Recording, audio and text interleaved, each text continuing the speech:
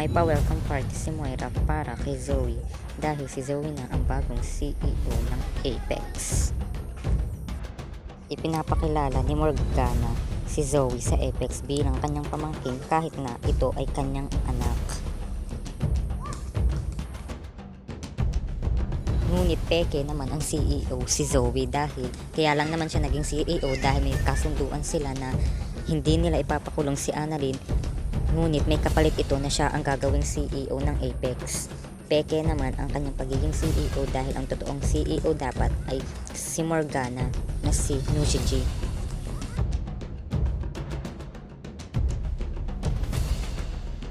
Tuwang-tuwa si Moira dahil tuloy na ang kanilang plano lalo pat si Zoe na ang bagong CEO ng Apex. Tuloy na ang pagbawi niya lahat ng shares mula kay Nushi G. Habang pinapakilala ni Moira ang kanyang anak na si Zoe bilang CEO ng Apex ay biglang dumating si Annalyn. Pagdating ni Annalyn sa Halloween party, ibinulgar niya na si Moira at Morgana ay iisa. Sinabi niya na hindi si Moira si Morgana dahil ang totoong Morgana ay si Nushi G. Galit na galit si Moira sa narinig niya.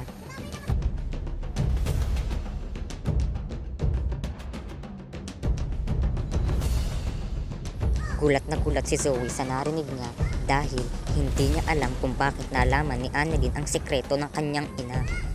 Narinig ito ni RJ at ni Lynette.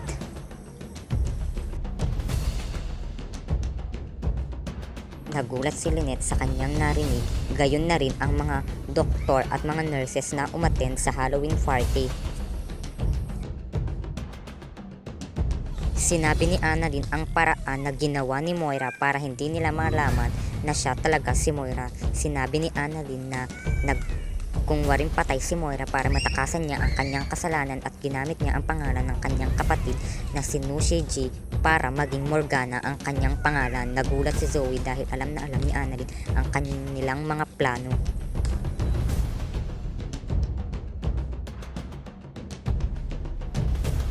Galit na galit si Moira at sabi niya na nagsisinungaling lamang si Annalyn dahil ilang beses na niyang napatunayan na siya talaga si Morgana. Ngunit hindi dito naniniwala si RJ dahil ang pinaniniwalaan ni RJ ay ang kanyang anak. Galit na galit si RJ dahil alam na din niya ang totoo at matagal na din niyang nahahalata na si Morgana nga ay si Moira.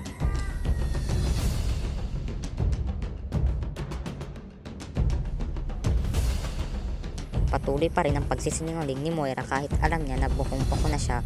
Galit na galit si Moira dahil sa ginawa ni Annalyn. Ngunit dumating si Nushi G na ang totoong Morgana. Nagulat si Moira sa kanyang nakita dahil ang akala niya ay patay na ito dahil pinapatay niya ito sa kanyang mga tauhan. Takot na takot si Moira dahil si Nushi G ang magbubunyag ng lahat ng kanyang mga sikreto.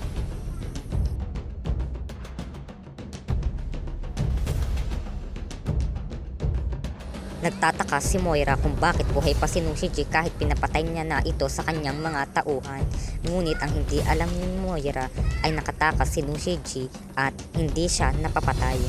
Ngayon, nandito na si Nushi, lahat ng sikreto ni Moira ay mabubunyag na.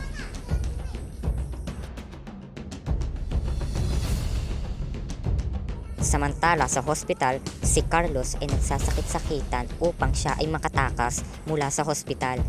Pinuntahan siya ng pulis at biglang tinadyakan niya ito at sinakal. Pinatay niya ang pulis at para makatakas siya. Galit na galit si Moira at sinabi niya na peke si Nushi at siya talaga ang totoong Morgana. Ngunit hindi naniniwala si Nushi dito.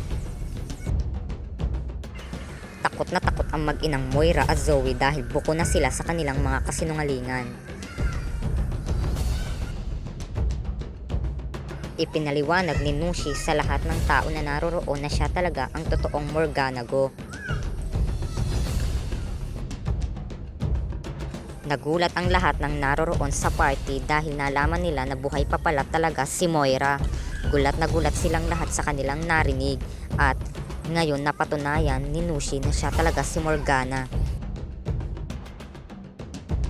Samantala si Carlos ay nagsuot ng damit pampulis upang siya ay makatakas mula sa hospital. Nakita niya ang isang card kung saan naririto ang kanyang mag-ina. Ngayon napatunayan na ni Nushi na siya talaga si Morgana. Galit na galit si Moira dito. Ngunit ayaw pa rin magpatalo ni Moira dahil pinapatunayan pa rin niya na siya talaga ang totoong Morgana at hindi si Nushi. Ngunit dumating si Giselle, may dalang mga DNA sample. Nakita ito ni Nushi at nagulat ang lahat nang makita nila si Giselle doon sa party. Nagdala si Giselle ng maraming DNA sample at ipinamahagi niya ito sa lahat ng tao na naroroon. Gulat na gulat si Zoe dahil wala na silang takas sa kanilang kasalanan.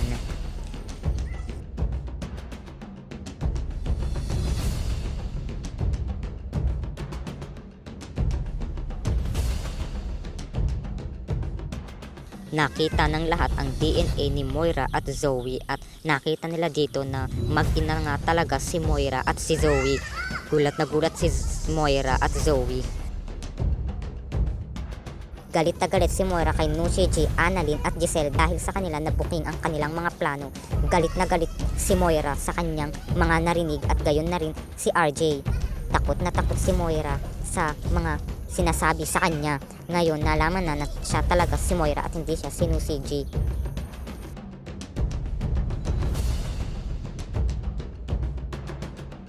Para lalong mapatunayan na siya talaga si Morgana ay nag-play ng video si Giselle kung saan ang doktor na nag-opera sa kanya ay naggawa ng isang video kung saan sinabi niya rito na si Morgana talaga at si Moira ay iisa at nagpa-plastic surgery lang si Moira para makatakas sa kanyang mga kasalanan at para makaganti ka na Annalyn at Lynette at RJ.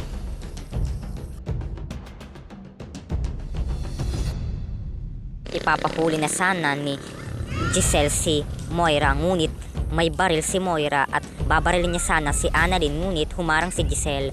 Nabaril si Giselle sa kanang dibdib.